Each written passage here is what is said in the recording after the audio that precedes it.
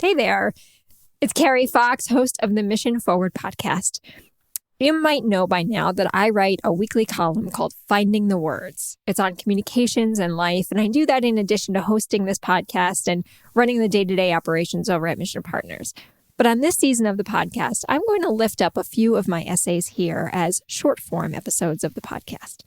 If you like what you hear, I hope you will head over to mission.partners and sign up to get these insights delivered to your inbox each and every Wednesday morning. But now, on to this week's column. Did that go okay?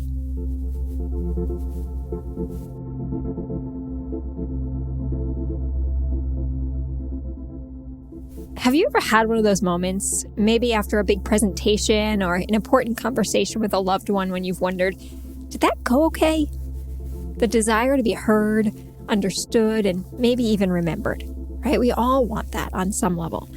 But even for the most confident people in the world, the anxiety-producing feeling of wondering, did my message make it through, is a universal one. Take it from Oprah Winfrey. Between 1986 and 2011, a 25-year span, Oprah interviewed more than 37,000 people on her talk show, The Oprah Winfrey Show. She interviewed some of the most famous people in the world and some lesser-known people who became famous after they sat next to her in studio. As every single one of those 37,000 interviews concluded, the first question, and often whispered to her, was always the same. Did that go okay? In one form or another, everyone just wants to be seen and heard. But even the most confident storytellers doubt their effectiveness. Since realizing that, Winfrey has made a conscious effort to validate the people she interacts with day to day.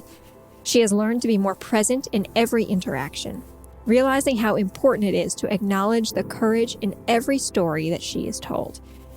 It's a good reminder to acknowledge and thank the people who help make us courageous communicators, the people who validate our stories and listen when it feels like no one else is, the people who have answered, yes, it was great, when you've asked, did that go okay? It's an equally important reminder to be that sounding board and support system for others. I was reminded of Oprah's aha moment while listening to an episode of Hidden Brain this past weekend, in which the host, Shankar Vedantam, was interviewing psychologist Harry Reese.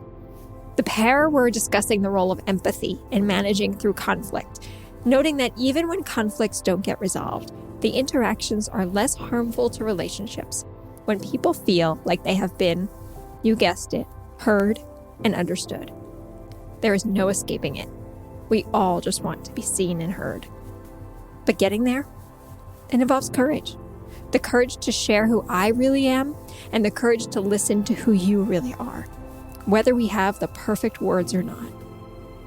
Bottom line, there is a vulnerability in letting someone see and hear us, but in the end, it's also what we want most.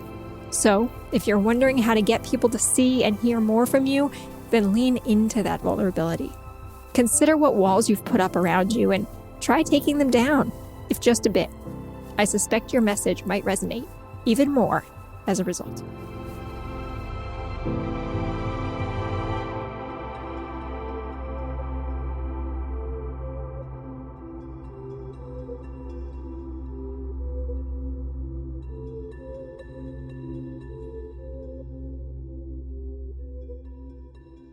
And that brings us to the end of this short form episode of Mission Forward.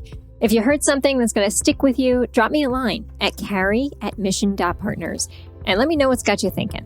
And definitely check out some of our longer form shows on the power of communications.